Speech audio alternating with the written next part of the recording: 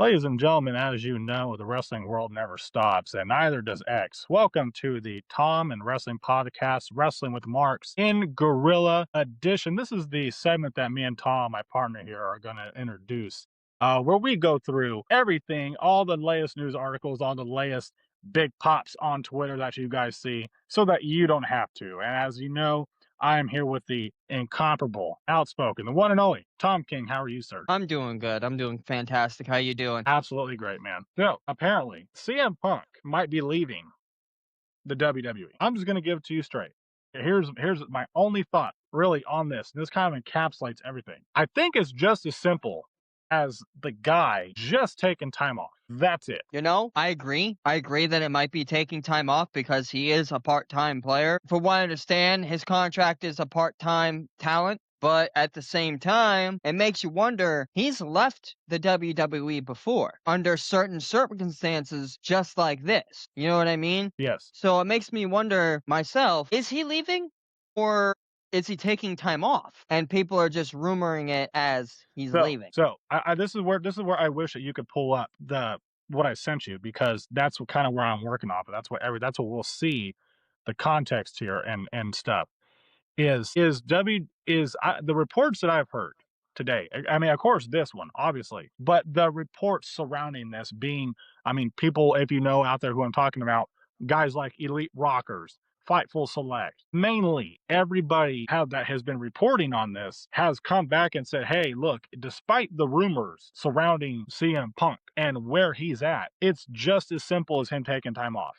That's it. In fact, there is schedules for him throughout the summer. There's stuff planned for him. He is planned for SummerSlam. Like, he's planned for stuff coming up. I just think it's as simple as he's just taking time off. I don't, in fact, if anybody here is worried or maybe thinking, well, yeah, fragile Phil's ego, here we go again. He's going to leave and take his ball and go home. I don't think that's the case at all, because in fact, these same people have actually said, hey, the guy's been a good steward backstage. He has been a model person since his return to WWE. Phil Brooks has matured. So that begs the question, if people, of course, we're wrestling fans, and you out there have the right to think and decide on what you want to believe surrounding this story. But I think it's just as simple as him taking time off. The guy just got done working arguably the best story of the year.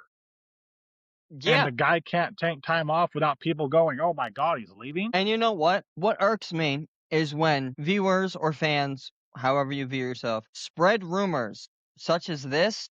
It irks me because they just go out and say it without looking at the evidence if there is any. Now, Yeah. by the way, folks, welcome to Gorilla, which is kind of like our chill spot, and technical difficulties like what just happened is expected. And it's kind of like how do you say, heel, like a behind the scenes of us or something like that? It Where we pretty talk much is about these just, topics? yeah, a more or less behind in gorilla position. I came up, with this concept of, when X blows up and the dirt sheets get this stuff, and of course when the WWE, as we've heard in the past, say, oh well, no, we don't really pay attention to what they say, but deep down, I would say that they at least see the articles and stories. So with that being said, I'm sure that when Paul Levesque and the creative team and Michael Hayes and all them, I'm sure that when they're in gorilla position backstage, when the cameras are off, that's when they see this stuff. So as a fan of you and me, yeah, Gorilla, this segment that we're going to be doing going forward is just pretty much you and I, news that we hear,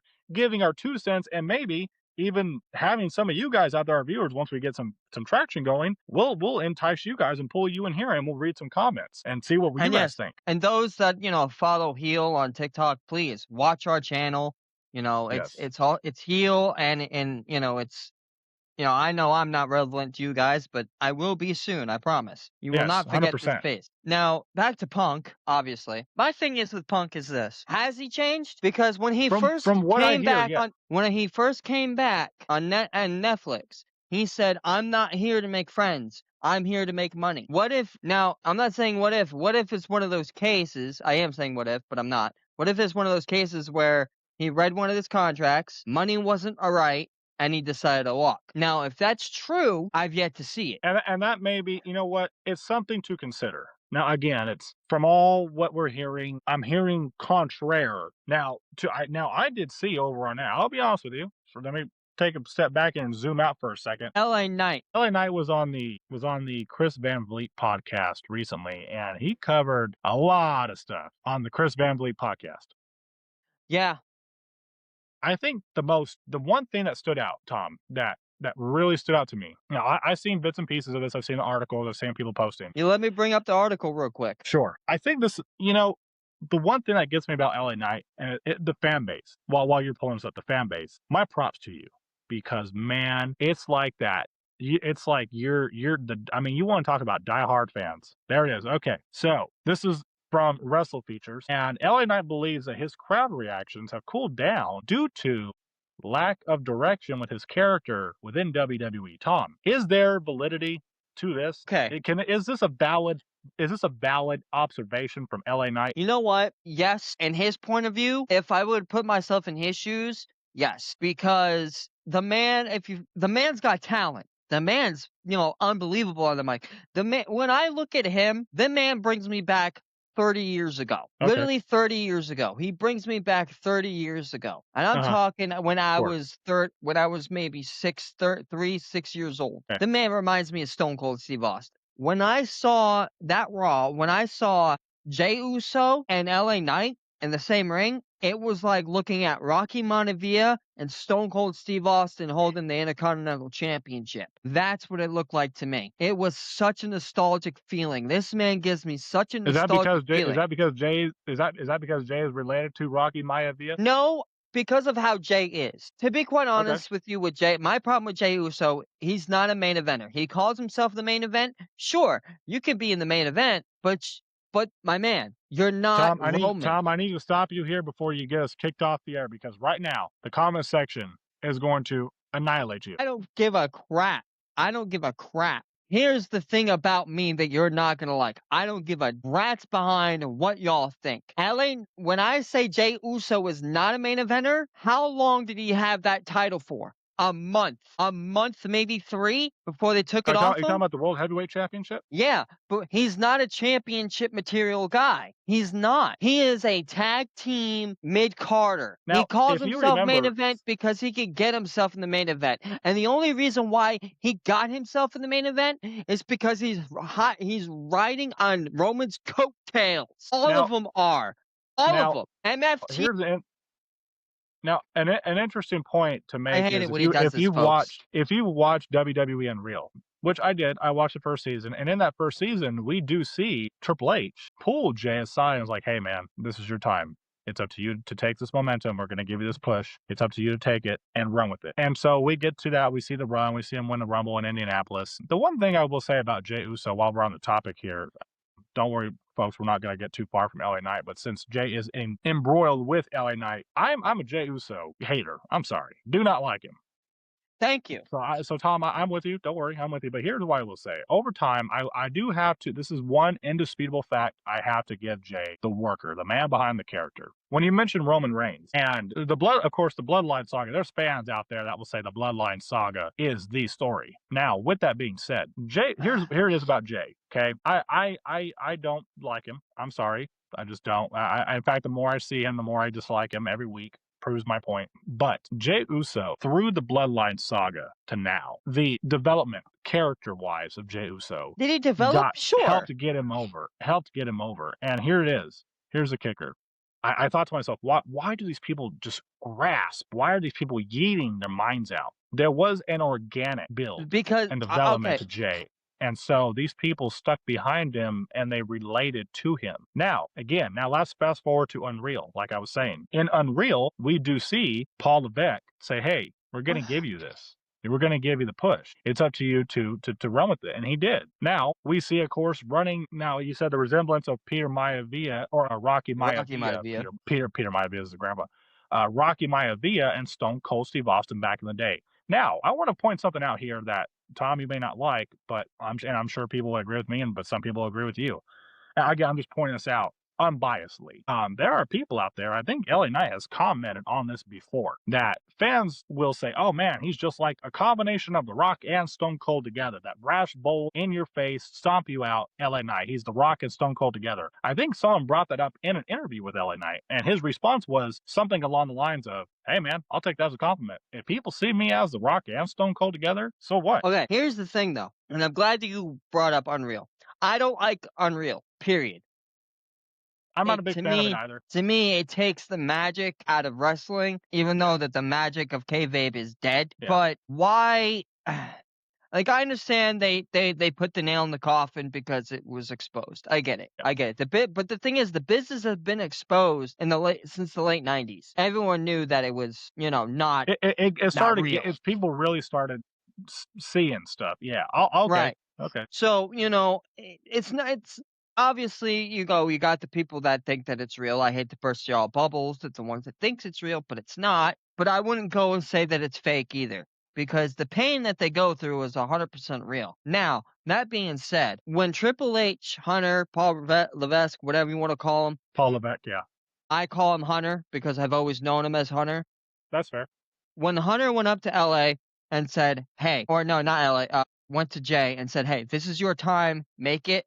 I believe when the company makes the decision to give you the strap, it is up to you to make it worth something. Yeah. Jey Uso is today's version of Rocky Maivia, and here's why. A lot of people like him, a lot of people love him, and a lot of people hate him. What did they do with Rocky Maivia? A lot of people liked him, a lot of people hated him, and a lot of people loved him. Now, I believe that Jey Uso title run was so short because of Jey Uso. He just could not get himself over.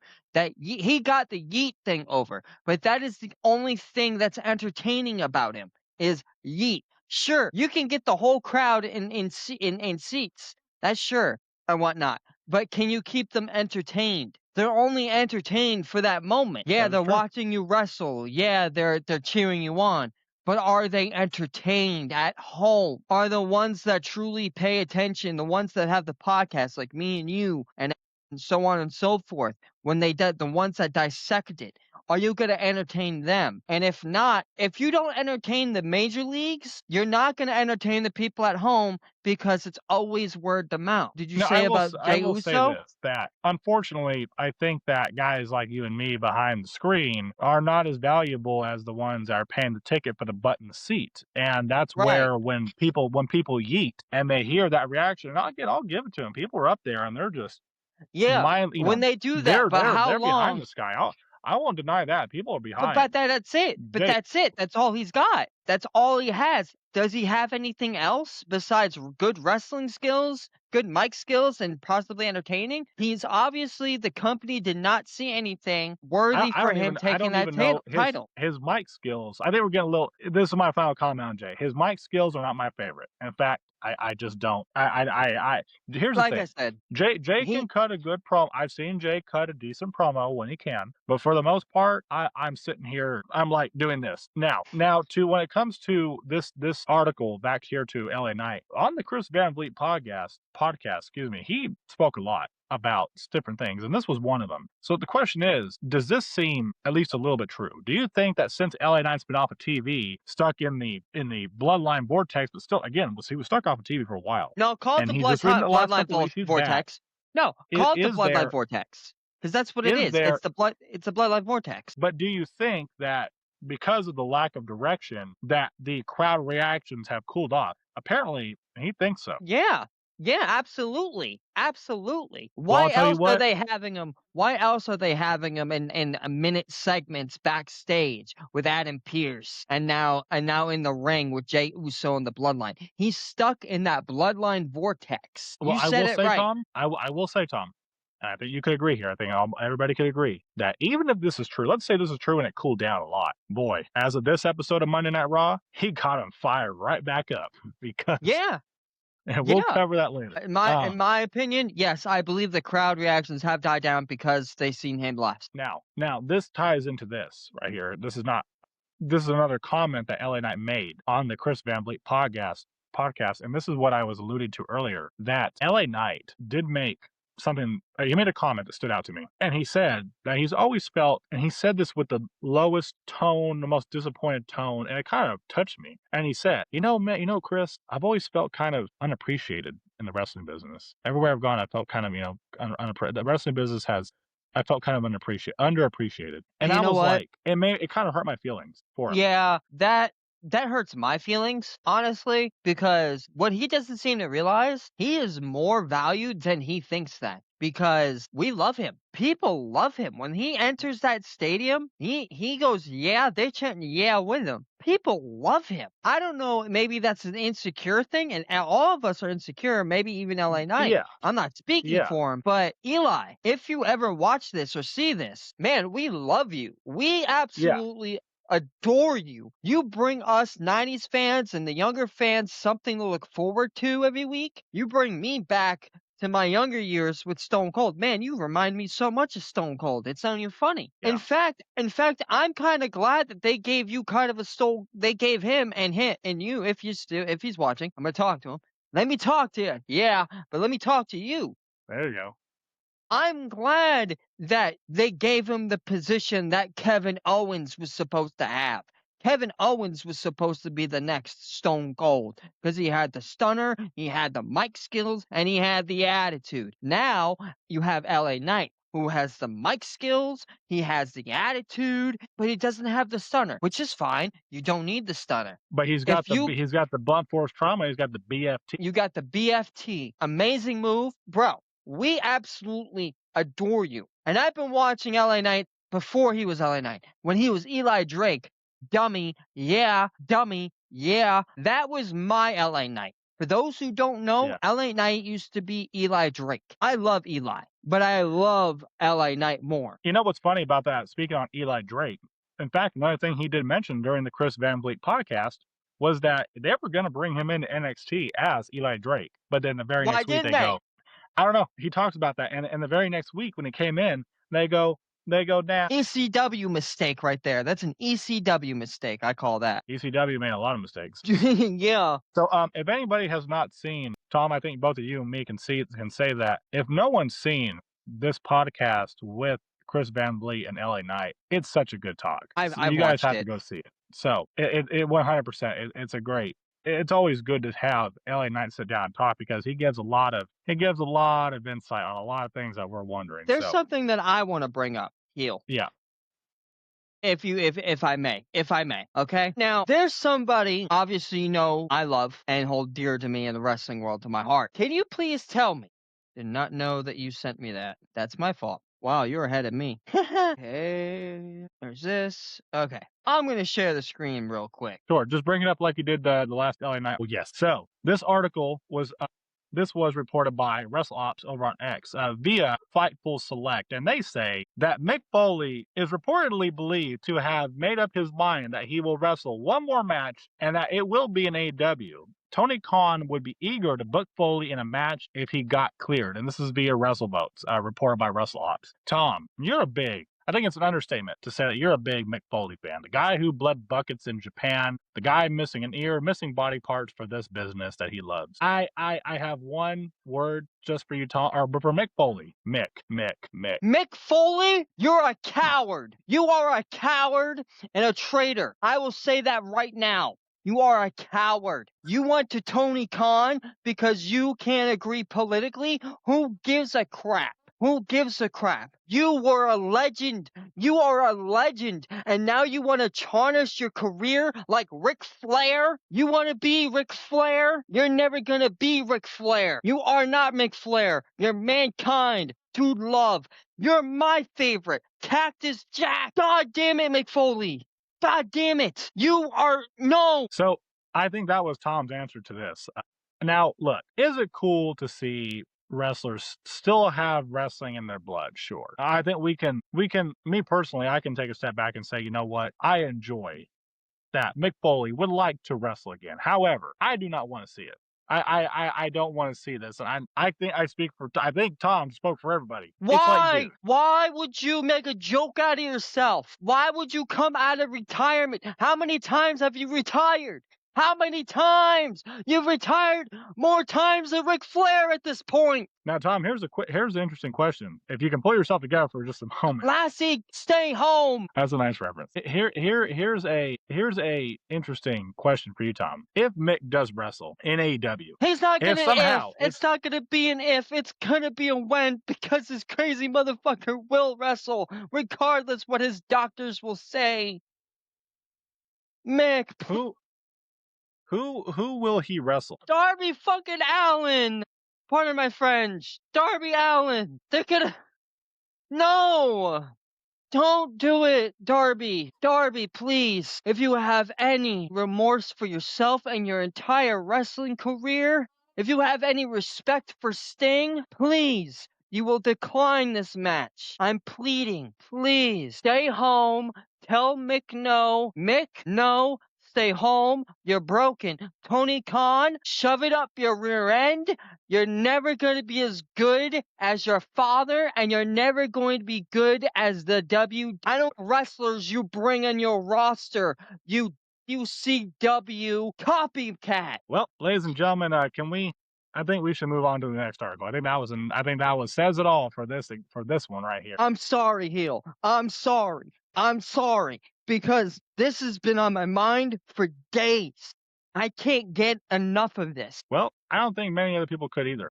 I think a lot of people were. It was just very distasteful. I won't say anything while you're bringing up the next thing. That way we can. I'm sorry, folks. I'm sorry. I'm sorry. I had a Now, what's our meltdown. next article here? Speaking of Oh, okay. AEW, Speaking of AEW, I have a question, Tom. Do you know where Keith Lee is? sitting on a home on this couch, where in my opinion he belongs. Well, according to AEW, sources confirm that Keith Lee was discussed for a return to AEW programming a number of months ago, and so far those plans have not Where come is to he? fruition. This was reported by Fightful Select. Now, me personally, if I was a big NXT Black and Gold guy, and let me tell you, man, it kind of Oh, disappoints don't when I get me think about it. started with NXT. That's my next problem. When I think about NXT Black and Gold 2018, 2019, man, God, the guy I think about is Keith Lee. What a talent this man is. And when we think about this, him being home, of course, God bless him. I hope he's doing well. But God bless him, of course, first and foremost. But I think, man, we could be having matches like Keith Lee versus an Obafemi. Instead, AEW or Keith Lee is You're just on at your home. couch collecting a paycheck, you lazy bum. Sorry, Heel. I don't know if he's lazy. I don't know what's holding him up. But the same thing was, Danhausen. When he was just kicking, we were at a point where we said, you know what? Tony, just release him. I don't know what's going on here with Keith Lee. Hey, But I will Tony. say, Okay, I got an idea. I got ready, Heel? Hey, Tony, release him so he can go back home to the WWE where he belongs. So we can see Royce versus Keith Lee. Royce So Keith. we can see Royce Keith. Keith Lee versus Obafemi. Keith Lee versus Solo. Keith Lee versus freaking Seth while he's still around. So, where Keith Lee's been, AEW programming, right now they have Sorry, Mick Foley got me worked up. Mick Foley got me worked up. AEW is working for sure on their younger talent. Now I know they got their Adam Copelands and their Christian Cages, and they do have their Chris Jerichos. However, you got guys like Speedball Mike Bailey. You got younger guys like MJF, Darby Allin, who they do focus on and they work on. And you got your more seasoned veterans like a Jay Lethal, Okada, stuff like that. But you got guys like Konosuke Takeshita. Where I'm going with this is that I understand that they have. I don't think that they're too booked up. I think they could definitely make room for one Keith Lee. Then I do. Then obviously they should just release him and him go to the WWE or NXT in that matter. You know where Keith Lee is, I don't know. Now, of course, I'm not gonna knock Keith Lee for sitting at home for whatever his reason is. God bless him. Of course, I'm sure that Mia Yim, of course, as we all know, Mia Yim and Keith Lee are married. God bless Mia Yim for pulling in the check. I hope that Keith Lee is doing well financially and they're staying afloat. But I will say that as a performer, please, I want to see Keith Lee on my TV screen. Man, and I like Keith Lee. I do. But at this Oh, dude. point, this is what I don't like about AEW. You know, you have these contracts where they can just sit at home and get paid to do nothing. Yeah, yeah. What's the reason for that? You're just I mean, I'm blowing sure there's daddy's other money. guys. I'm Tony sure there's other Khan, guys we could say that about. You know, Tony obviously we could Khan, say are about you other guys just too. blowing your daddy's money? Is that what it is? You just like to blow your daddy's money on wrestlers that stay home? I don't know. Anyway, I don't know. I'm not gonna lie, I might get us pulled off the internet. Probably. That's all right. I'm sure people will take a liking to you soon. We're gonna. It's all right. I mean, listen. Do you have our next article? Can you Yeah, pull up our next article? yeah, I can. No, that's well, actually no. There's a comment from this person about Keith Lee and him being away. This guy says that he's a generational fumble, and I hate when the word is. I hate that word when it's used for wrestling. But he a generational fumble? Was this guy right? No, I really don't. And sorry, guy. I wish I could block out your name, but I don't know how to. So you're gonna have to deal with it.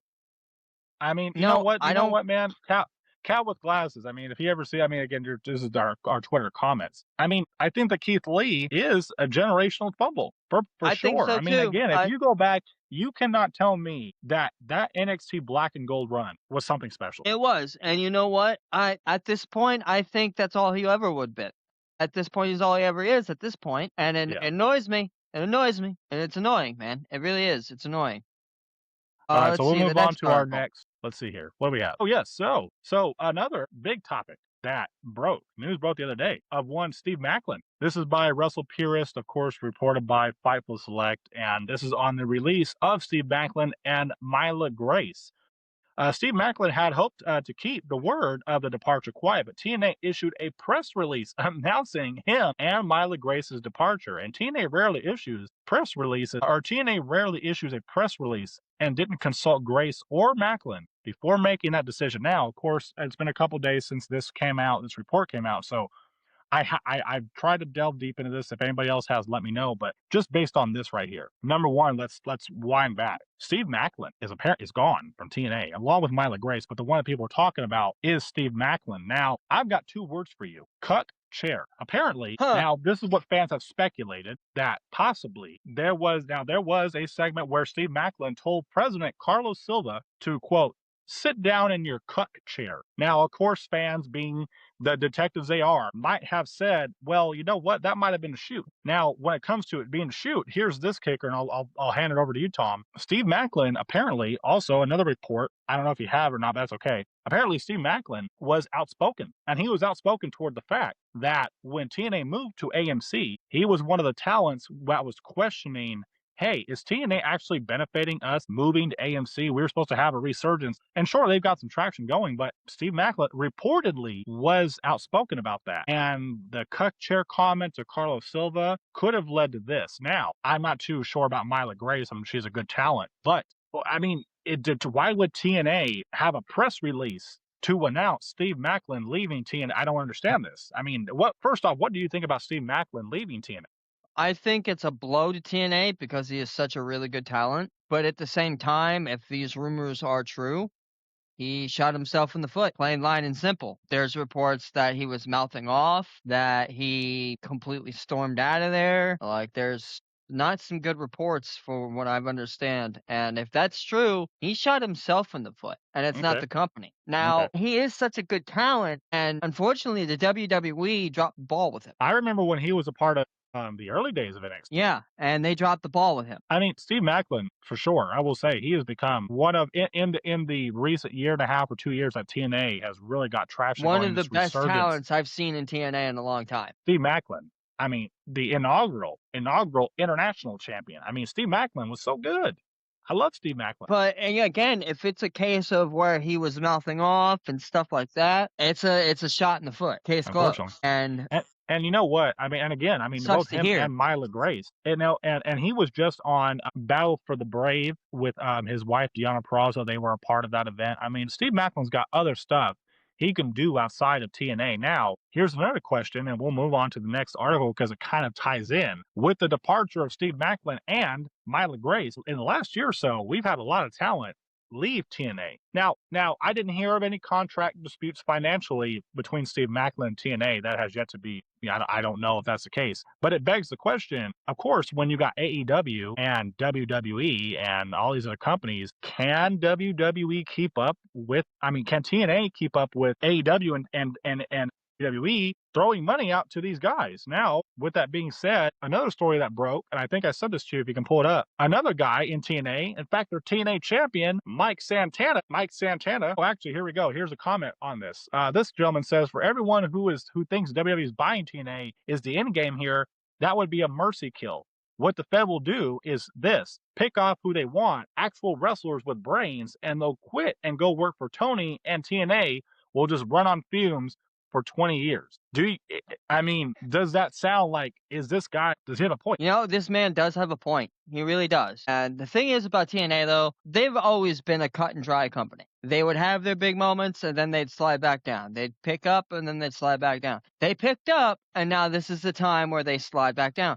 Unfortunately, if WWE bought TNA, it's endgame. It would be another case of WCW. It'd be another case of ECW. It would just fade out. It would fade out. And the question is, and go ahead and find that Mike Santana article for me if you can. Or here we go, right there. This is on the departure of Maclin. If this is accurate, this guy says, I can see why Maclin would be upset. A departure like that is usually something the talent should get to announce on their own terms. Now, I agree. Yeah. So, I mean, if this is true, if TNA just had a press release and said, hey, by the way, Steve Maclin's done, deuces to Steve Maclin, and Steve didn't get to announce this, talk about this on his own, it's a little distasteful. It is distasteful.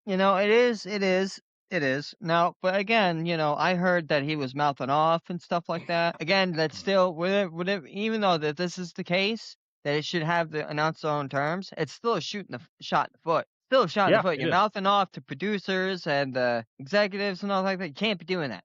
Can't be doing that. I don't care who you want. Of course.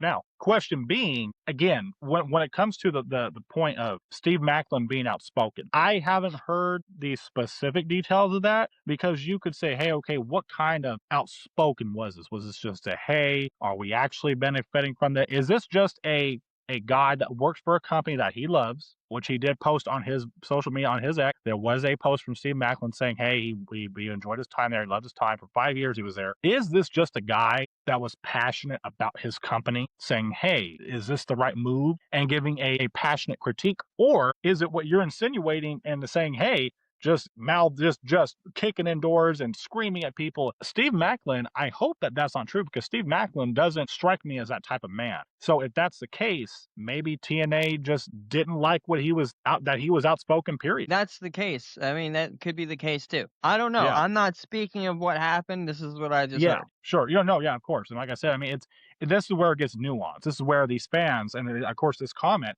like this guy said, that's accurate. And TNA just is TNA announcing? When does TNA have press releases? And if that's the case, why would they announce that Steve Maclin is gone? Why would they do that? So it makes you think, is there something deeper there? You know what I mean? Right. That's what I'm saying. So, could there be something deeper? So, Tom, with this being said, did we cover everything? Did we cover all of our stories? And so yes. I mean, I guess the final comment we can leave off on this, and we'll switch over to our Raw review. Mike Santana, apparently their TNA champion, he may follow in the footsteps of Steve Maclin. Now, we don't know where Steve Maclin will end up. God bless him. I think we all want to see Steve Maclin on our screens. But someone that apparently might be going to TNA or to WWE is Mike Santana. A report, I believe by WrestleOps, did report that, Mike Santana is expected to depart for WWE once his contract expires I believe, the end of July. Your thoughts? Honestly, I was not aware of that. That's interesting to know. My question, my thing is to him is good luck, and you're again another good talent. I'm hoping that you make right decisions, continue to make the right decisions. Take what you learned from WWE and put it to other companies, whether it be indies or what. Some wrestlers go back to the indie scene. Some wrestlers go to AEW or TNA. Oh yeah, for sure. Like I said, Steve Maclin. Or even in Steve Maclin's case, he can do whatever he wants. He's got project. He can work on stuff outside of it. Mike Santana, just like Matt Cardona, Cardona, whatever. Cardona. Zack Ryder, damn it. Zack Ryder, Woo, damn it. woo, Woo woo. You woo. know it. You know it. See, Oh my it's God. it's to me he is always gonna be Zack Ryder. Here's another good question before we No, start the no, Raw no, no, review. no, no. He's not Zack Ryder. He's an edgehead. Yeah, that's true too. That's true too. He's an He's edgehead. an edgehead. So, well, I hope you guys enjoyed this first installment of In Gorilla with Tom and Harrison. So, Tom, if you're ready, I had a lot of fun with that. Tom, if you're ready, I'm ready to move on to our Monday Night Raw review. You know what? Yeah, we could do that. We can move on our Monday Night Raw review. So, And you know what? go, No, go ahead. I was going to say, we have got a lot to cover. I got my notes here for Raw. It was a good show. I mean, this was a phenomenal, Just phenomenal Raw. a heads up, ladies and gentlemen. Tom, this episode of Raw got my friend Tom. Boy, he has got a lot. So this is going to be a long review, but boy, Tom, I know if I know you, and as long as you've been watching wrestling, you it's all in good faith. And you know what, Tom? I think that you may have a better observation than I do. You know what? If you want me to take it away, I'll take it away. Ladies So, and gentlemen, welcome to Raw Breakdown. This is a two-parted, maybe three-parted episode. The first episode that you saw that we just broke down was basically our chill, where we just talk about wrestling in general and the hot topics and whatnot. This is our Raw review. Now, heel Dominic Mysterio messed up so big, so big. I expect there to be a tombstone with his date of birth and the year of 2026 because Obafemi is going to take his mustache and throw him from one end of the ring to the other and break this poor kid's back. Your thoughts on this? Because he done messed up. so this is the January 8th episode of Monday Night Raw, and we Right, get we're a the little slow. we get the Obafemi promo. He's coming down the ring, and of course, and we're in France, correct? We're in France. Yeah, we're in France, Paris. Yeah. Okay, so we're in Paris, France for Raw, and of course the crowd just serenade the ruler Obafemi, and of course we get an amazing. Now Obafemi's promo, his promo skills are the die for. I mean, this guy, a young guy. I mean, you would think that a guy like that it would just more focus on in ring. No, no, no, no, no. Obafemi is the total package with a promo, and he proclaimed, of course, victory for King of the Ring. You know, he's going to win the King of the Ring. And you know what? The ruler can't be a ruler without a crown, right? Is where he gets at. And he talks about the elephant in the room, besides King of the Ring, and it being Brock Lesnar. He, quote, says he wants the head of the beast, Brock Lesnar. And he, of course, cheats to win. He attacks him from behind and then proceeds to call Brock Lesnar a big bad Bitch. bitch. You know what? I found that fucking hilarious. My jaw dropped to the floor when it happened. When Dom started talking crap to Oba, my jaw dropped to the floor. I'm like, man, you got some cojones. Like, you got some big cojones, kid. And you know what, Tom? Again, Obafemi is just so Obafemi is good at this thing we call wrestling. He's just good at it. Absolutely. You So know, Obafemi is the total package. I will say he is the total package. the He total is package, man. the future. He's the future. I believe that Obafemi is going to carry this company on his shoulders for a long time. Yeah. And so we get then what you mentioned earlier, Dominic Mysterio coming out to interrupt Obafemi. And so this past Friday on SmackDown in the first round qualifier, we did see the King of the Luchadors, the King of the Mysterios, quote unquote, advance in the King of the Ring tournament. I was certain that it was either going to be Trick Williams or Braun Breaker, but that did not happen. And so Dom comes out, and I just want to make this one note here. Dominic Mysterio, and I'm over on TikTok talking about this. So Dominic Mysterio is about to get that mustache ripped off. He's about to get that mustache ripped off by Obafemi. So, Dominic Mysterio says, hey, you know what? Oba, you shouldn't be worried about Brock Lesnar. You should be worried about me. You should be worried about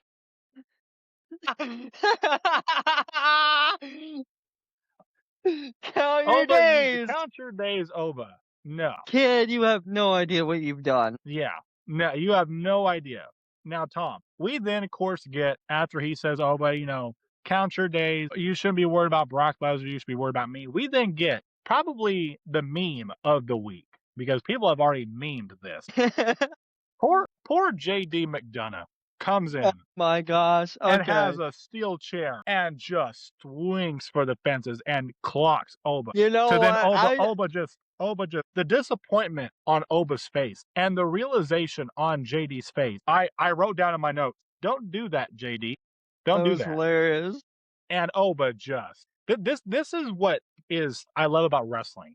You have a character like Oba Femi who just no sells this chair shot from JD and JD there it is and just dude the real dude the realization from JD McDonough is just priceless. I mean, It's funny because this man just completely goes whack and he just goes and I'm like, yeah, JD's good. I felt like I was in Philadelphia. I'm screaming behind the TV, you fucked up, you fucked up, you fucked up. And it's Oh true, man. yeah, yeah, for sure. And so we get Dominic Mysterio, and he's about to get. I think he gets Oba's signature, just the toss, and then of course JD after he gets whipped, he pulls Dominic, and they powder, and they get back up the ramp, and Oba grabs the mic, and the ending line to this is Ray is your father, but I'm going to introduce you to your daddy. Just Oba Femi, man. I'm not gonna lie to you though, Tom. I'm excited. Even though Dom was not my choice to move on,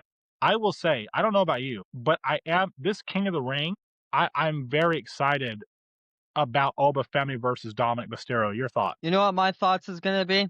You know what? Give me 1 second. I'll show you what my thoughts are. I'll show you what my thoughts are. My thoughts is exactly this. Obafemi is going to meet his daddy. Oh yeah, Oba Femi. I just This I is it, folks. This is what I've been waiting for. This is it. This is such a fun episode. I love you guys if you're viewing this. This is great. and it may it I'm genuinely excited for King of the Ring for sure. I mean, again, I don't know WWE. As this continues and we go over this, I will you'll see that like this is the way WWE is booking this. I genuinely don't know. I know who's gonna win it, but I don't know who's gonna win it. I'm like, oh my goodness. I still think that Elba's gonna is gonna get screwed by Brock somehow. I could feel it in my bones.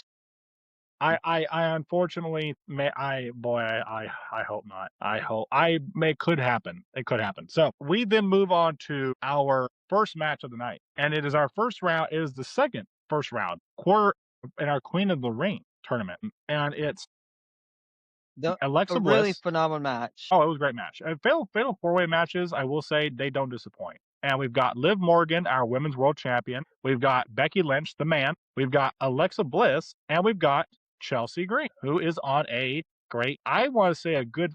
I would maybe tweener role. I don't know if she's babyface, but I want to say tweener because we did see her work with Becky a little bit in this match. But anyway, do you have any opening thoughts or notes on this match, Tom? You know, honest to God, this match was phenomenal. I didn't know this was one of the matches where I didn't know really who was going to win, but obviously you watched it with me. You saw my reaction of who won. Liv Morgan won. And honestly, and honestly, I don't think the champions should be in this tournament. Okay. Because back in the old days, you really didn't have champions in this tournament. I could be wrong, but every time I've seen it, there wasn't a champion. Now, with Liv Morgan winning, Huh. I got to think it doesn't really make sense now that I look back at it. It really doesn't make sense. I was kind of hoping for Bliss maybe to win it would make a little bit more sense, but it was a good match. It was phenomenal. It was phenomenal. Yes, it was. I have the same notes. I mean, this was great action to open this up, and before we went to commercial break, or this is the spot that takes us to commercial break. Chelsea Green with a phenomenal flying crossbody out to the outside of the Oh, ring. that crossbody, Awesome, man. great That crossbody. crossbody. Now, as you said, for anybody out there who hasn't seen it yet, Liv Morgan moved on as Tom spoiled it for everybody. I'm just kidding. Liv Morgan was in the right spot at the right time Yeah. throughout this match, for It was a sure. veteran And she move. did, and it led to her getting the win here. It was veteran-like. Now, It was a veteran move. I believe the finish of the match, if I remember correctly, it was a twisted bliss or a Sister Abigail to Liv Morgan, Yep. and unprettier to Alexa Bliss, and then Yep. in comes Liv Morgan, and she rolls up. I think as she rolls up Chelsea Green, and gets the win and moves on. Now, Such a I want to veteran comment on move. something you said earlier. I want to comment on something you said earlier, and it was the controversy around Liv being in the tournament. Now, I don't like it either. Now, I have to go back in time and see whether there have been champions in this before. But even besides that, the initial Right. report is that Stephanie Baquet is hurt. So the reason they're just trying to give Liv something to do until Stephanie comes back. Now, Right. even at that, the logic here is that if let's say Liv Morgan wins it, let's say she wins this tournament, she would then go on to face Rhea Ripley, and then let's say that the logic comes to fruition and she takes it all. She becomes a double champion. You expect me to believe, and I'm not knocking Liv, because I don't she's not my favorite, but I won't deny her talent. You expect me to believe that Liv Morgan can handle being a double champion when the WWE can't even do.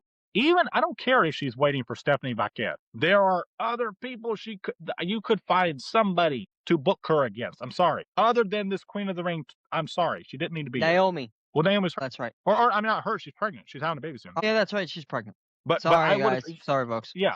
No, she's having a baby. I mean, Maxine Dupree, anybody. Now, okay, fine. I'm not gonna try and cherry pick it too much, but you see the logic here, right? Like where I'm coming from here. I'm like, and I even wrote down, does WWE know what they're doing with Liv Morgan right now? Honestly, I don't think so. I really don't know. I don't think so. Okay, so yeah, when it comes to WWE, and again, it's the logic surrounding it. I get that. Look, if WWE is just in a point where they're just like, we just don't know what to do with her, so put her in the Queen of the Ring tournament, give her something to do. Fine. But boy, she better not win this thing. She better not win. You know, part of me wants her to win it. Fair. And Fair. a part of me doesn't. And a part of me doesn't, because I would like to see, other women talent go over that deserve it. But again, man, if you're right, hot damn. But hot damn That she's gonna take it all. Hot damn that she takes it all. Hot damn. She's would she be the first woman to do it? No, it was Becky. She won both titles at a wrest. Well, then she'd be the second woman to do it. I think she was to be the second. And you know what? Honestly, I think she deserves it. I think in her time of career now, I think she deserves it. A big moment. I think she deserves her big moment. She's well overdue for a big moment like that. And if WWE goes that route, but did she just not get a big moment by winning the Queen of the Ring last year, or Crown Jewel, or the Crown Jewel Championship? Nobody cares about the Crown Jewel Championship. But you said big moment. Just as much as people care about. She's women's world. Listen. Champion. No. Listen. David Arquette. Okay, this is the Crown Jewel is so much as relevant. It is so relevant. It's just as relevant. David Arquette winning the WCW championship. It's that relevant. It's not relevant. Nobody cares about it. It sucks. Leave it at that. Just leave it at that. You're wrong. Just leave it at that. Her big moment will be lifting up those two titles, being the second woman to hold both titles. That would be her big moment. I'd like to see somebody else win. But moving on to backstage, we have one El Grande Americano. Oh wait, no, not El Grande Americano. Chad Gable.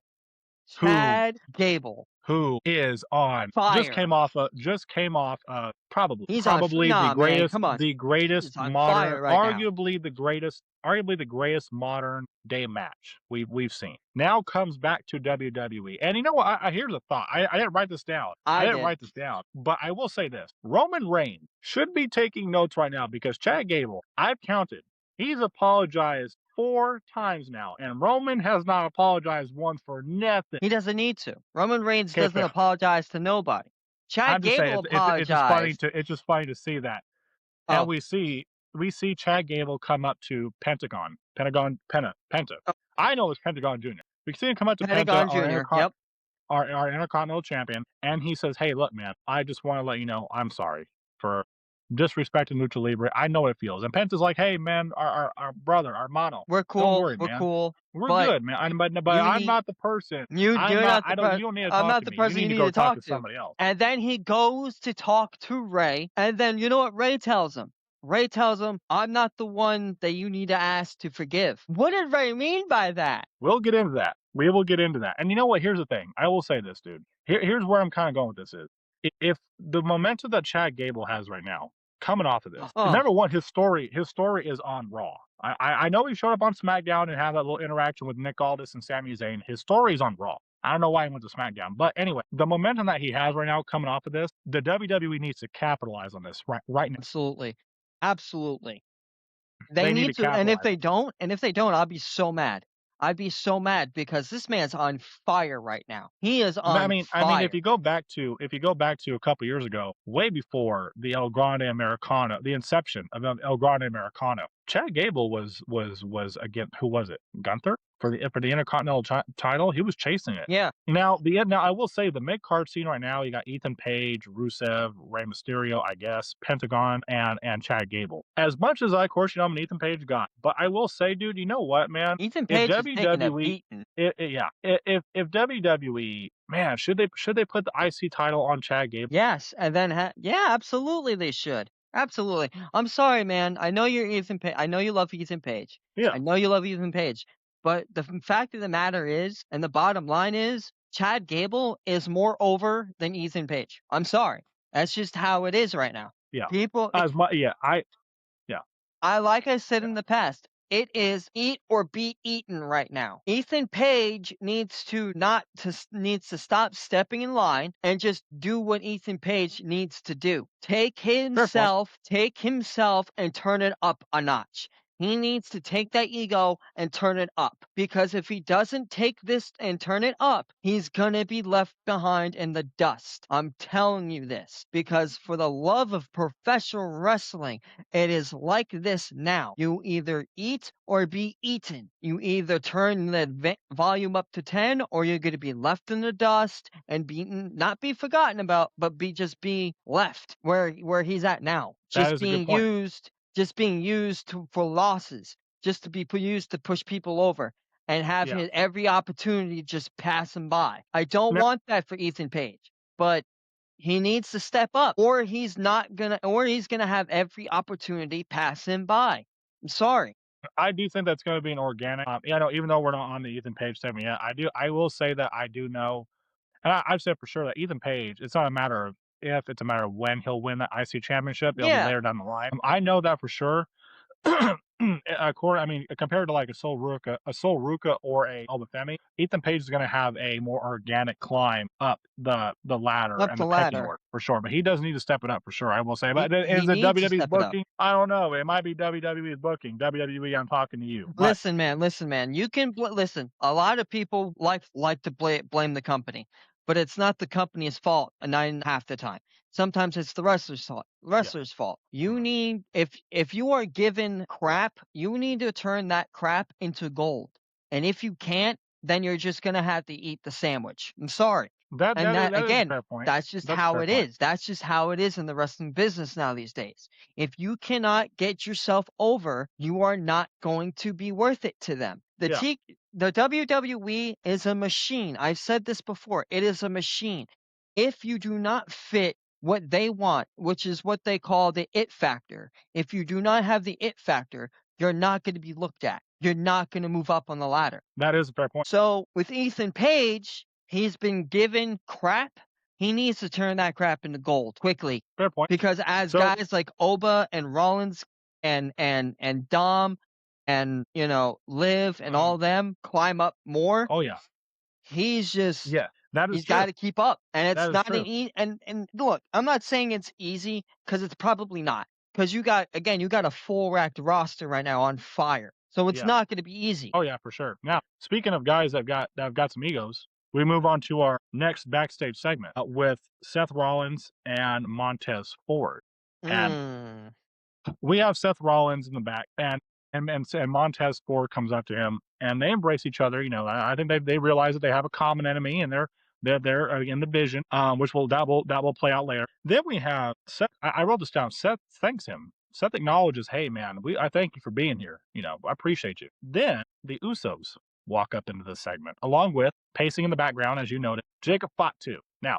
I love Oh, here we I go. love I love how people are just looking at Jey Uso. I'm the king of the ring, and Seth is just looking at this guy. He just runs him down. He's looking at the Usos, and they're like, who are you? Who are you? Jay's coming up and pressing him, and Jacob, of course, in the background, and so it ends up coming down to, man, Jey Uso going, man, Jacob, get this fool. So Jacob comes up around in front, and he gets in Seth's face, and Jacob just kind of does one of the and Man, walks off. Jacob just looks him up and But he walks down off. He like a walks off. smugly, and then just walks away. Oh I don't think this man is on a leash at no, all. This I man will is say not neutered. I'm telling you all, he's not neutered. This now man's he's biding not his neutered. time. Now he's not neutered, but Roman said he would quote domesticate him. He ain't domesticated. He is not domesticated. He is not Now domesticated. it makes you think. And later we see, of course, we see the fallout from this segment. We see Jacob and the Usos come up to Jacob and, hey, what the hell was that? We told you, what's up with that? We call the play, you run it. And Jacob's like, look, I don't know who you think you are, but I sure as hell didn't acknowledge you, Jimmy. And Jay, I didn't acknowledge your punk ass. I acknowledged the tribal chief, the OTC Roman Reigns. So it's an interesting dynamic It that we really is. see. That is an It's an interesting interesting dynamic. dynamic that we see only Jacob taking the order from Roman, the OTC, and not the Usos. And that's a fair point, and I acknowledge that, no pun intended, and I acknowledge that, but the thing is, it still brings me to the point that Jacob isn't humbled. Jacob is just buying his time. I would say He's so. got something planned, because nobody without a plan is, or if he was in line or humbled, he would have mauled them. He would have mauled them both. It would have been a backstage brawl. Let's be honest. It Yeah. would have been. This man walked away because he chose to walk away. He chose to walk Yeah. away. He did. Jacob He chose Fatu to does walk what away. Jacob Fatu wants. Watch. I'm Yeah. telling you right now. He's gonna, I can see it coming. Yeah. Now, we do see our next match is the Women's Intercontinental Championship match. And we have the brand new IC champion, Sol Ruca, Mhm. going up against, and I wrote this down, arguably the best in-ring women's talent right now in Lyra Valkyria. One of the best Um, tornado DVDs I've ever seen. oh, dude, just Lyra Valkyria. I don't care. I know she's the geeky bird lady. I don't care. She's cool, man. She's not a She's cool. bird. She's okay. In layman's terms, she's a Valkyrie, Yeah, which is essentially a Viking angel, essentially. yeah, But go on. yes. So we have some really, really good chemistry in this match. It looked like, and I wrote this down.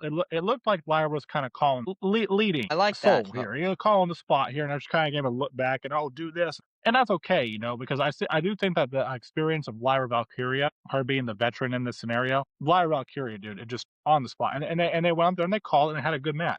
There was a beautiful, beautiful missile drop kick from Sol Ruca, Oh man, awesome. yeah. There were some great counters in this stuff. Of course, you have like the roll ups and the spring ups and leaning back and stuff like that. Great, great counters and great chemistry in this match. And you know what? This is one of the matches, Tom, where I was like, you know what? Wow, WWE, if you just here's a thought. How about we just put two good in-ring workers in the ring and have them work? You'll put on a good match. And that's exactly what they did. So in this, Sol Ruca does retain. She retains her championship, the IC championship. Of course, Lyra's not winning it, obviously. Lyra gets caught up. Well, she got caught up in the finish of the match. She got her leg caught up. Yeah. Sol got the roll. I think Sol got the roll up, and Sol retains. Do you have any comments on this IC title match in a whole? Tom? As a whole, again, it's a phenomenal match. One of the best matches I've seen on Raw. The kick-ups and the roll-ups, and she might have gotten her foot caught, but that roll-up I think it was a good finish. Yeah, It wasn't a botch. It was like, shit, let me help you out real quick. yeah, Pin 1, 2, yeah, 3. yeah. Again, Valkyria being the veteran of the match, is not too surprising, but I'm glad that she was calling shots in the ring. I'm glad that they gave her the opportunity to say, hey, let Oh me yeah. work. Let us work. Yes. Let us put on a show. And they did. Again, I agree with TKO or WWE as a whole should let them work and just let them perform their craft. But again, it So, goes like, again, it's as TKO does what TKO wants and WWE does what WWE wants. At the end of the day, we don't matter to them really. It's if you can put in seats, if you can put asses to seats, then you're worth something. And it's always been that yeah, way. It's always been that yeah. way. It's entertainment Unfortunately, it business. has. It's a business. Yeah, It's a business. And a lot of people forget that it's a business. And business is not always so giving, And again, I agree with you. they should let them work. Yeah, just let them work. I mean, again, Sol Ruka being one of the better talents right now, one of the most exciting talent that people love, 100%. And then you got Lyra Valkyria who can dude. Lyra is one. I see her as one of the workhorses of that division. So if you just put two good workers in the ring, are you going to be surprised if they have a good match? No, it's going to be an awesome match. So, of course, we covered the Usos and Jacob's segment earlier and how he told them that he didn't want. He reminds Usos, hey, I didn't acknowledge you, I acknowledged the OTC. But after that, after a great women's IC title match, we then move on to LA Knight. Yeah, his promo in the ring. And let me tell you, man, Tommy, having some difficulties over there, but not sure where Tom went. Sorry, guys, Tom's having some technical difficulties over here. We're gonna have to edit this out. I don't know where Tom went. Down automatically. I'm sorry. We're No, still live. Are we it's all still right. live? So where we're at is the LA Knight promo in the ring. And you know what, Tom? I will say this, man. Like I said, we did cover earlier in Gorilla. We did cover Yeah, we the did LA cover a lot of Knight. LA Knight.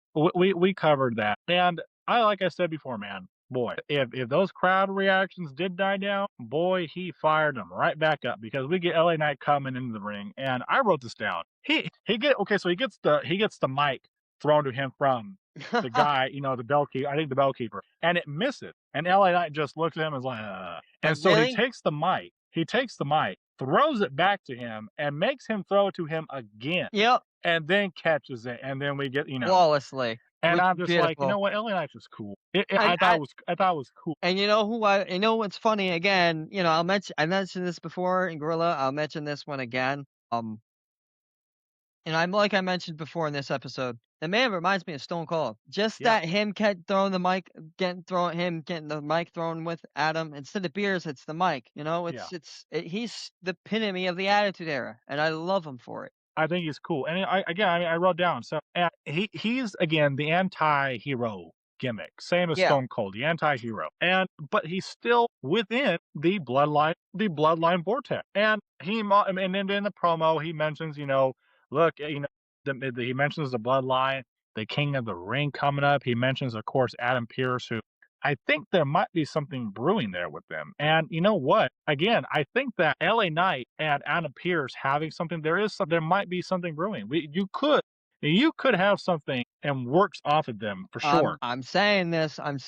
They should, and they could, and they should. They really should. And I think it would put LA back on the spot. I think it would put That would be LA good. right back in that spot. I'm telling you, it Because would. in this promo, he does address, hey, Yeah.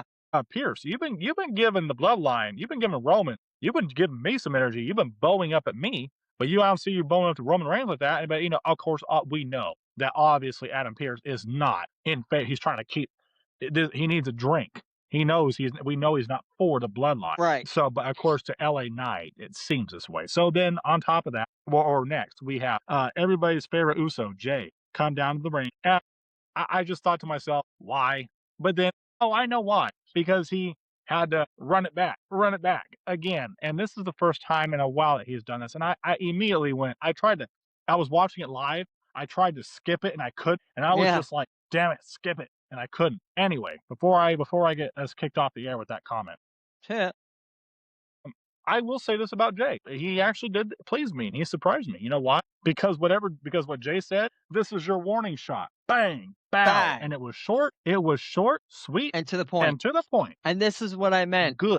This is what I meant by Rocky Maivia, Stone Cold Steve Austin. This is what I meant. People hated the Rocky similarity. Maivia. People hate Jey Uso. People love LA Knight. People love Stone Cold. I'm telling you, this is the epitome of the Attitude Era all over again. And this Raw episode, to me, proved it. We didn't have, and this is what I wrote. And this was the final comment, and after Jay says, hey, this is your warning shot, bang, he leaves the ring, walks up the ramp, and LA Knight says, oh, hold, wait, whoa. Hold on a second. Jay, I understand you're just protecting your family, and I get it. I understand, that's how it should be. A good man protects his family. Jay's out. Yeah. And LA Knight says, but you know what? I'm going to wish you good luck. I'm going to wish you good luck next week in our King of the Ring qualifier round. And from the bottom of my heart, up and down, screw your family. Point proven. I wrote, okay, here's the thing.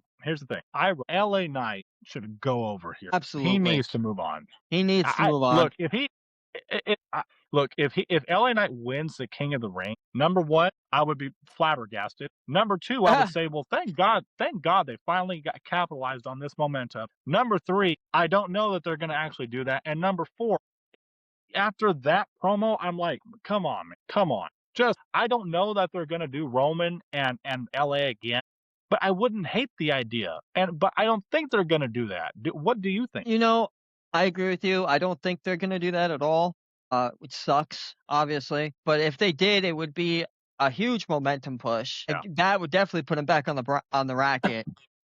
And, yeah, it's just right now, it's hard to tell because right now it is anybody's game. But at the end of the day, I think Oba is gonna win it. very nice. Well, I'll be right with back. that being said, we cut to our next backstage segment. What'd you? I went to the bathroom. I'll be right back. Okay, all right. You can just edit this part. All right, and I'm back. I got a lot to edit. All right, Yeah, Tom. So, I have a all lot right, to so edit, bro. it's all right. So Oh, we have our next backstage segment with and we did mention this earlier. Rey Mysterio and Chad Gable comes up to Ray and says, "Look, you know what? I'm sorry." Starts the apology, and Ray, "Hey, man, look, I get it." But Ray asks him a question, and it makes him think. This stems from way before you put the mask on, Chad. I want you to think about that. So, what does that? Even I was like, "What?" what I does feel he like the mean answer's by it? right. The answer's like right here, but we can't. I can't see it. Do you see it? I really don't. I don't see it at all. I have no idea what Ray meant by that. I really don't. I don't either. I And don't either. but what a redeem, man. What a redeem by Chad Gable. He Yeah. ran in there, helped Ray out, picked up that mask, Yeah. and wasn't Oh yeah. having it. We do move on. We move on to Rey Mysterio versus Penta for the Intercontinental Championship. And again, another match, Tom, where I'm sitting here like Two two one of the Intercontinental Championship matches, okay. and you have two good workers. Just have them work. Just Workers, you put these two in workers. the ring. We're looking at one of the two best luchadors in WWE. Penta Rey Mysterio, a legend, a Hall of Famer, an icon versus a future Hall of Famer, a future A modern day icon, icon. and a modern day icon, if that. Yeah. Yeah. And thank you for correcting me. How silly of Yeah. me. For one of the most prestigious titles ever to be held. Oh yeah. What an For sure. incredible match. Yes. Honest to God, it should have been on AAA, and I'm telling you, you couldn't have it would have been a lot better because it was on AAA, but that's because I love AAA. AAA is like Oh yeah. probably the best company I've ever seen in a long time. But then Yeah. again, I'm a fan of Mexican pro Yeah. wrestling, luchador. Thought that match was absolutely fantastic. You And of had course now you're right. They could have saved the this match chemistry for in this match was off the easily. charts. They could have saved this match for Triple Mania, but I will tell you what they did not save for Triple Mania, and here's why I want to comment on it. The last couple of weeks, Rey Mysterio's outfit. Tom, I have a question for you. Is it 2006 again? Is it 2005? What is going on? Rey Mysterio's outfits, brother. I love It's his 2006 outfits. again, man. His outfits were, amazing throughout the years, but this one took me back to the aggression era. I'm like, "Ray, Oh yeah. this is an old costume." And This is I'm thinking like, 2005, man. "Wow." 2006. I'm like, Yeah. "This is," and as soon as I saw that, man, as soon as I saw his costume, I'm like, "This is gonna be one of the greatest matches I've seen this is probably one Now of the best Raws I've seen in a long time." Now, I'll again, say that. chemistry-wise, this is a great, Chemistry is off the chart. a great sunset flip power bomb to the outside takes us to commercial break. And of course, when we come back from commercial break, it's just action packed, action packed. Yeah.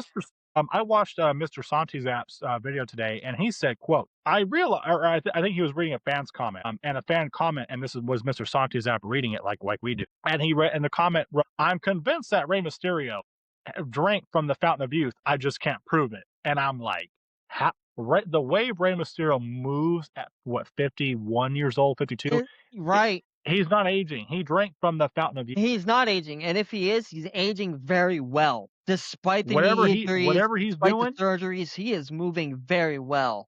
Know what it that is? stem cell He therapy, man. No, I'm just kidding. I'm just telling you, he's either pacing himself or Penta and him are just have that good chemistry. Yeah, And I yeah, think it's for just sure. they just have that good chemistry. Yeah, And for I'd sure. love to see them more in the ring together. Now, me personally, I thought Ray had it. For a second there, I was like, "Oh my Yeah. god, Ray's got it," but no, he didn't. Nope. Penta hits a Mexican destroyer on Rey Mysterio, and he picks up the 1, 2, 3, and retains his Intercontinental Championship. Now, if you look over, as soon as Penta the win 1, 2, 3, Penta rolls over and gets next to Ray, and he's like, "Hey man, are you okay?" And you can see Ray's lips moving. He says, "Yeah, I'm okay. I'm good. I'm okay." So I was like, when the replay happened, I go, "Ooh, the Mexican destroyer looked like it might have been a little bit of a harsh landing for Ray." Again, he's older, so we have to grant him that grace. But Then again, but good on Penta, for checking on Ray. "Hey man, might have been a little, the landing might have been awkward. Are you okay, man?" And Ray was like, "Hey man, I'm good." well, if the Mexican destroyer in itself, man, is a dangerous move. It's a flip over pile driver, pretty much. It's a two-man Originally, job. If you do not have enough momentum for it, you're breaking someone's neck. to me, I'm sorry, Penta. Number one, it's the Canadian destroyer, and number two, the best one to ever do the Canadian destroyer. And here it is, Tom. Tell me if you remember this guy, Petey Williams. Petey Williams had the best Canadian destroyer. In fact, I think Oh, dude, did he invent the move? he would grab you and Did he even invent the move? you know what? That's a whole podcast. I wonder That's who a whole invented the move. episode. If he didn't invent the move, I wonder who did. But I Penta, don't know man, who invented the move, but man, dude, Petey Williams. I remember watching as a kid. 2005, 2006, when I'm a young kid, and Petey Williams, and he and went he just, over. and those muscled up arms, those giant arms, and And he then went boom, over. And he went over with it, dude, man. I mean, Petey Williams was killing people with that Canadian destroyer, killing dudes on live TV, murdering them on live TV. Oh my god. yeah, So with that, Tom, being said, mm, so far it's been a great episode of Monday Night Raw. Now absolutely. we get to our final segment, our main event. We have our I believe this is the first round. King of the Yes, ring. first round King of the ring. in the men's King of the Ring tournament. It is Talatonga, Ricky Satan, Javon Evans, and Seth frickin' Rollins. Now, I want to make one note before we get into this, Tom. Ricky Saints did amazing in this match. Yes. And I know that everybody else, for the people who don't know Talatonga, before WWE and A the monster. MFTs, he was Hikuleo in New Japan. And Yep. I've seen Hikuleo when he was in the Bullet Club days. So I know that people don't necessarily like Talatonga because he's stuck in the MFT vortex. But I will say, in this match, Talatonga did I think he great. broke out of it in this match, to be honest with you. I hope he did. I I hope think this is the match that eventually broke breaks out him of it. out of the MFT vortex. I think Yeah. it broke him out of it in this one. Because he was a monster in this one. He acted more like a monster, a big monster than anything else in this. Dude, the guy can move. He can He's got a move. great move set. He's got good. the look. Right. He's a tall, good looking man. Yep. He has the look. He has the move set. The guy he has the look. He can go. He has the in-ring work. I've said this before. Talatonga is one of the guys that when he came to WWE, I go, he's Here we gonna go. get stuck with the imps. He's gonna get stuck in the bloodline. Nope. Solo God. So I wrote this down, and this is not because I think he's a good-looking man, but I wrote Talatonga needs to lose the face paint No. because I just think it looks silly on him. Disagree. I think it looks silly. Disagree. And Keep that's the face and paint that's on, okay. dude. Keep the war paint on. Okay. Talatonga throws Javon Evans out of the ring, and it takes us to a commercial break, of course. We come back and we get we see a continued spots in this match where Ricky Saint and Seth Rollins are kind of teaming up on Talatonga because the big man, two Yep. smaller guys are taking out the big man. Classic professional wrestling chemistry here. But and again, Talatonga doing great to sell. Oh, wait, that's what I was gonna say. Not only does he have the look and he has the move set, he can sell well. We get, of course, great air by Javon Evans from the inside to the outside of the ring. Bouncy, we're outside, man. Beautiful. And you made this comment, Tom, and so I wrote this down. But both of us noticed this. What a beautiful tornado DDT off the ropes Yep. by Ricky Saints. My God. What a Beautiful. phenomenal tornado DDT that was. And I freaked out when he did it because I'm like, what? I'll put it this way. It hurt my neck. Oh, it yeah. hurt my neck. Oh, for sure. For sure. It was that good. For sure. We get some great outside action from Talatonga. I believe it was Javon Evans who he threw onto the announce table. We then see Seth Rollins. Man. We see Seth Rollins getting a stop to Talatonga on the announce table. Yeah, Um, he gave him 2 stomps, and he got up after the one. yeah. It took 2 stomps to take him out. And then here's where it is. I went, and then we see Seth Rollins in the back in the ring, and I went, Austin Theory comes in to And here cost comes Seth Rollins. Baldy.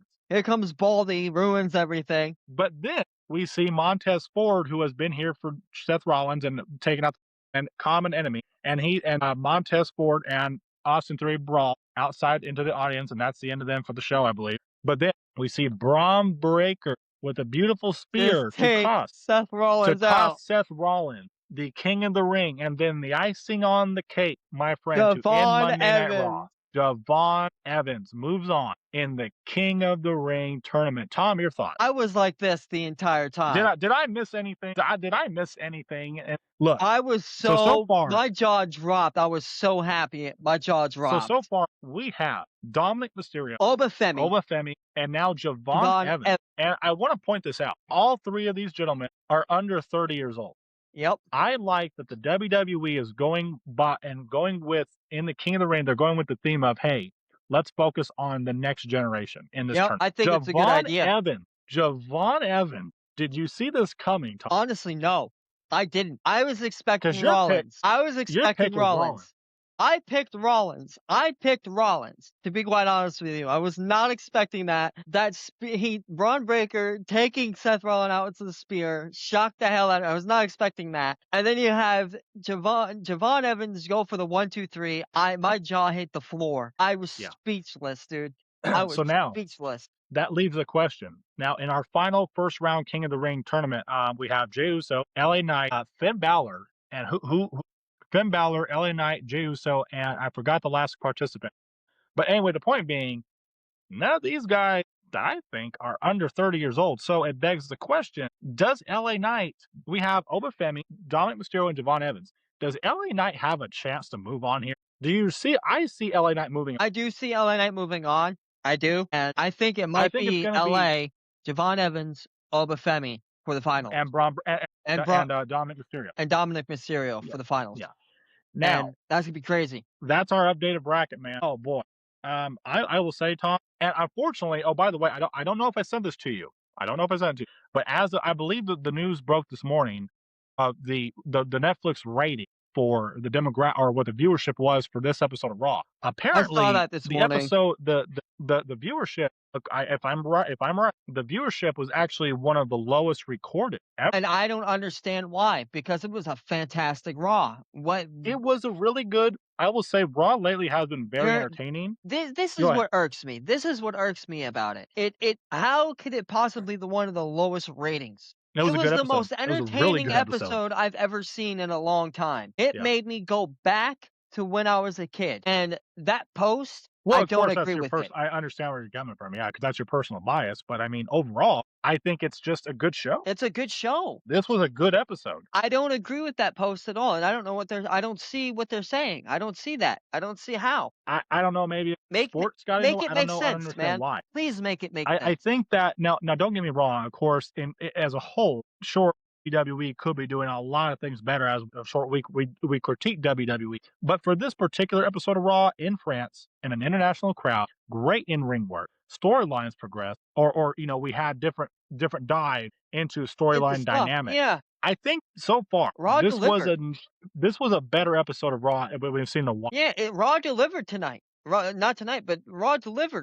Yeah, Raw it delivered. did, for sure. Yeah, it did. Alrighty, Mr. Tom. Did we cover everything? We covered everything Gorilla, and we covered our Raw. We covered for Raw. Now, we covered everything that we needed to cover for this episode. Well, there you go, man. Tom, if you are satisfied, sir, I got to get to work soon. Absolutely, so sir. I appreciate you, Tom, for joining me for our first installment in Gorilla, and overall, thank you everybody else for joining us for the Tom and Harrison podcast, Wrestling with Marks. We appreciate all the support, and this is one of many episodes to come. As you can see, we're gonna have a lot of fun on this channel. We're gonna have a lot of fun with you guys in this audience. Tom, do you have any parting remarks for our wonderful audience? For this podcast, I like to say this is going to be a very fun ride. Heel Yeah. I suggest you buckle up because this is going to be not the best podcast ever, not the worst, but No. this is going to be probably the most exciting thing I've ever done. And I'm excited You know for what, it. Tom? And there's a lot of things that we need to, so much that's going to happen because you Oh never yeah. know what the future's going to hold for wrestling. And wrestling happens every day, brother. The wrestling world, like I said at the beginning of this podcast and this episode, the wrestling world never stops. And it doesn't. It really doesn't. And you're right. And it's been an hon it's so far to me, it's been an honor to do this podcast with you. My hat, if I had a hat, I would take it off for you, my friend. Absolutely. Until next guy, guys, you know what to do. All Like right. and subscribe. Till next time, everybody, I will see you. I'm Heel Harrison. This is the incomparable, outspoken Tom King. Make sure to like, share, comment, subscribe, and let us know what you think. We'll see you for the next Next episode of episode, Wrestling with Wrestling with Marks. Marks.